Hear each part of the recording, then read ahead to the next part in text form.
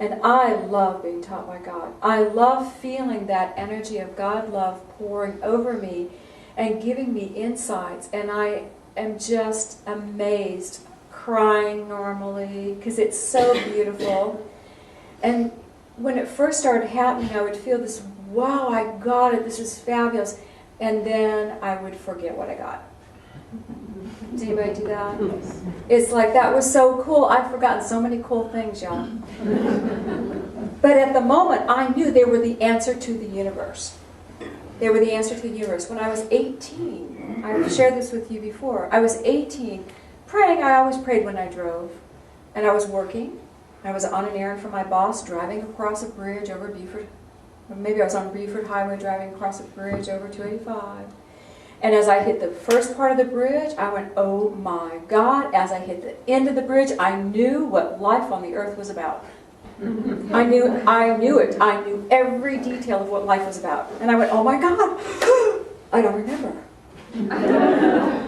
I couldn't remember. But I knew the download was so deep within me. And I was a baby. I knew that I knew I had been told what life on this journey was about. The first time I told that story, several people wanted to know where the bridge was.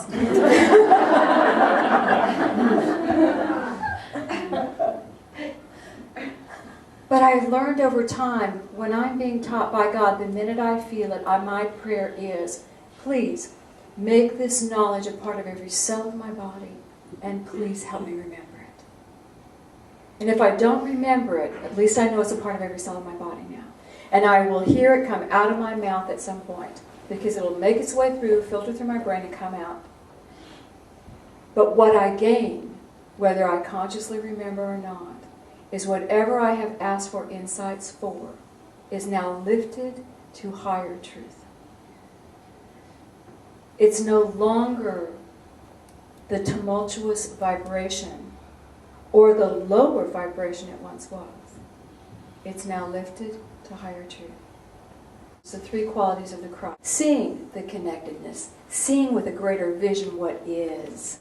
What if we walked trying to see the higher vision of what's happening around us? Then, when we see it, if we ask to be taught of God why and what it is, how is this really serving me?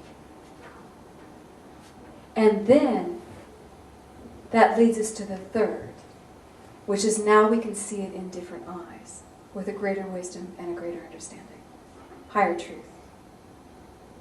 Those three little qualities were demonstrated by a child all of his life. Every time he went and studied with a teacher, the Brahmins, the Buddhists, he would always listen very carefully to what they said. He never went in and said, I know what's up. Me and God got it. He was very respectful. He went and listened to what they said. He saw what their connected tissue was. Where are they going with it? He asked God, his Father, how to understand. And then he would lay a higher truth on every one of his master teachers. And every one of his master teachers went, whoa, you are good. Because they saw the truth he was sharing with them. What if we could do those three things in our worlds this week? If we remember, our world is not a collection of unrelated events. Can we just say that? My world is not a collection of unrelated events. My world is not a collection of unrelated events. I am creating my world. I am creating my world. How does that feel? Powerful. Good, good. Awe-inspiring. Good. And what if my world is all about me learning love? What if everything in my world is trying to teach me love? Then when you get that irritant, that something that comes up and smacks you or annoys you, instead of reacting or being offended or taking whatever road you would normally take, this is somehow coming to me to show me something about the love in my world. Where I need more love, where I'm missing love, where I'm blocking love. Accessing the wisdom and understanding can be done in a moment. Most of us do the meditating. We sit and we meditate and we ask God, and sometimes you don't get a darn thing while you're out there, do you? But then when you're walking through your world, driving across a bridge, whatever, the downloads come. The answers are there. And you know it when it happens. But it all starts by asking. It starts by asking, not expecting. We can't just put out the prayer, God, talk to me whenever you need me, and expect that that phone line's going to stay open the whole time. Because you shut it down. The minute you turn your focus away from being receptive, the minute we turn our focus into being right. Being taught of God means we have to give up being right. We have to give up already knowing the answers. We also have to give up being in control of our world.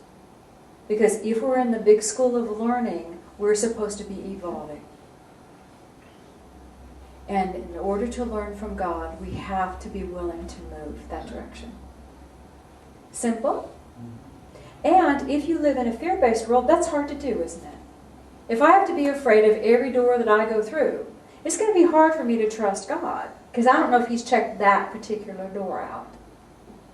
But if we live in a love-based world where we know we are the children of God, the children of love, it's easier to do.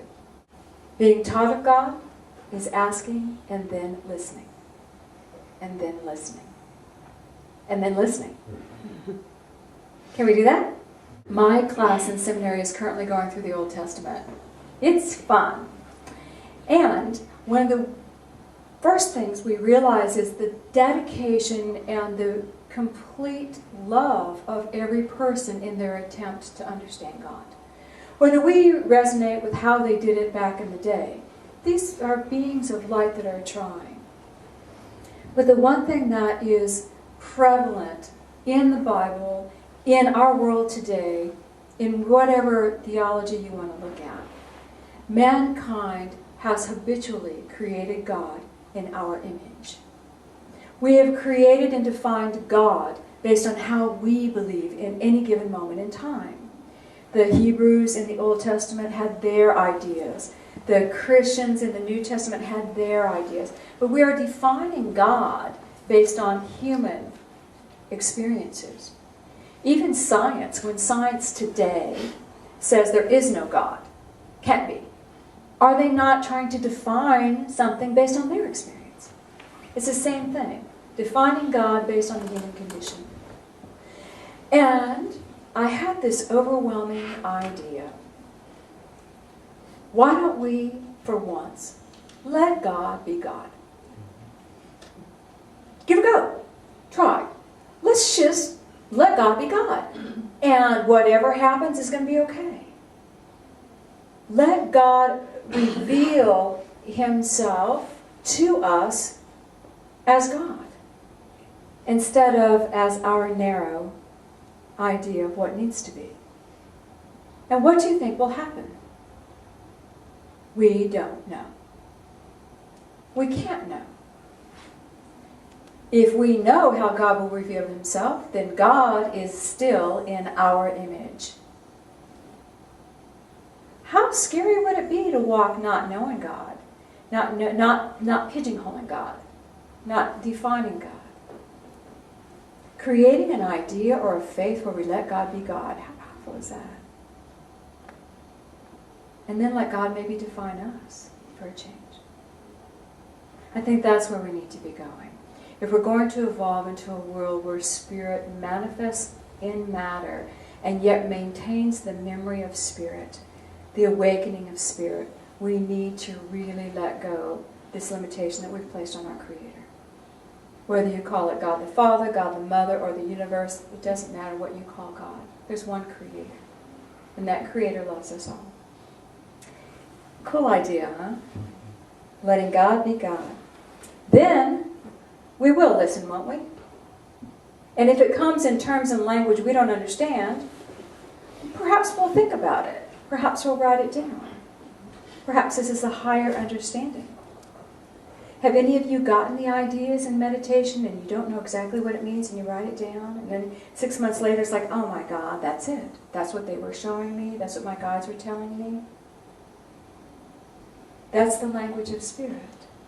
It's beyond sometimes our little minds. But if it comes to us, it will always come with a decoder because it's coming for us. All right, take a breath.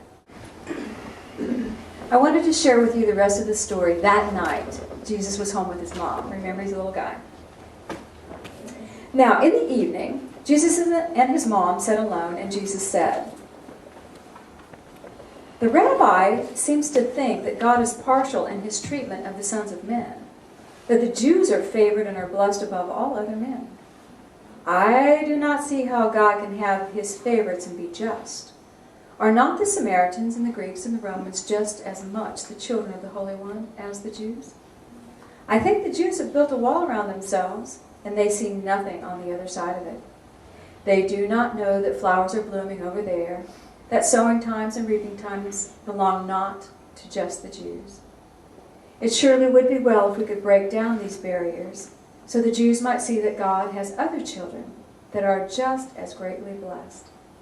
I want to go from this land and meet my kin in other countries of my fatherland."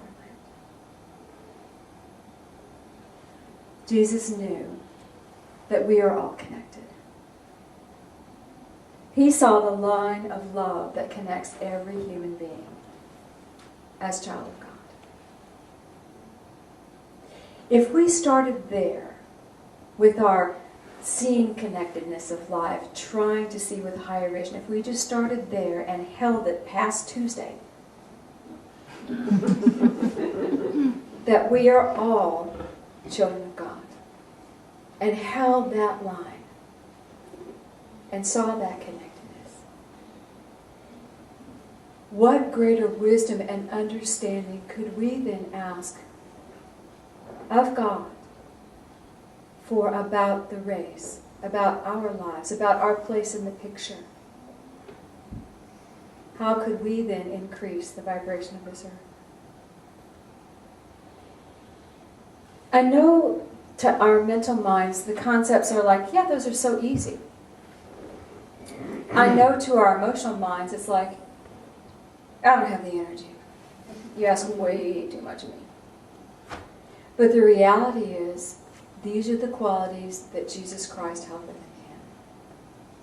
And if we are going to walk that path, let's try to understand the dynamic within. Agreed? Agreed. Okay. All right. Higher vision, see the connectedness, be taught by God, and then be open to the higher truth that will be revealed. So let's put our feet on the floor.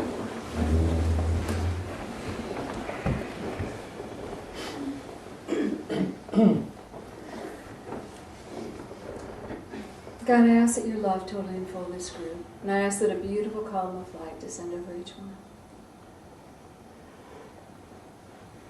And in that light, I ask that they feel the love that they are. That energy of their higher self, their soul, their activities, their spirit. All the love that moves into their world. Let each one here begin to feel the causal energy that is creating all of the accidents and unrelated events, all of the energy in their world. And I would invite each of you in your mind's eye just to see yourself in the middle of a swirling mass. Note the color, note the movement.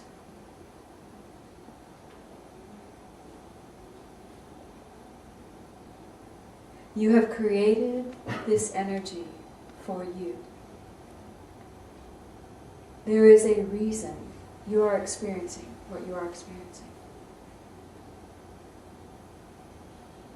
In this moment, you can ask to see the connected energies that run through the seeming unrelated events in your world. And you may just see a stream of light, there may just be a color, there may be a feeling. You can ask. Feel the energy of your Father, Mother God, and ask that divine love move through you.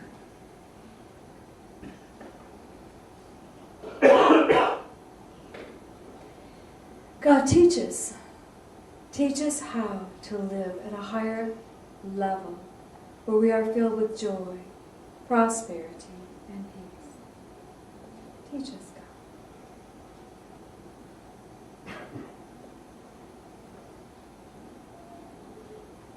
And just feel, even as you ask, there is a lifting to your field. I am ready to see my life differently. I am ready to see a higher truth in my life.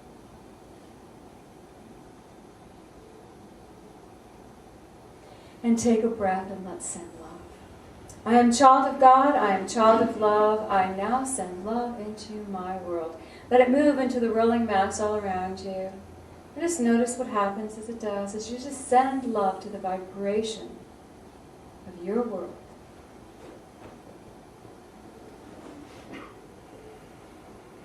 And let there be light. Let there be light. Take a breath. Let your focus come back to your heart. Father, Mother God, teach us how to walk the path that is before us. And let us truly begin to know we are truly Christ beings, embodying that love and demonstrating that love.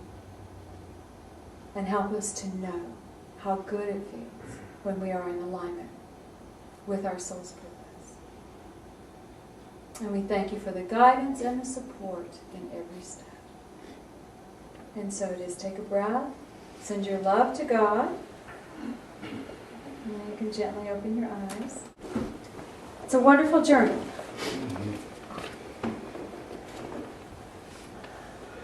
Let our goal be to hold the idea till Wednesday.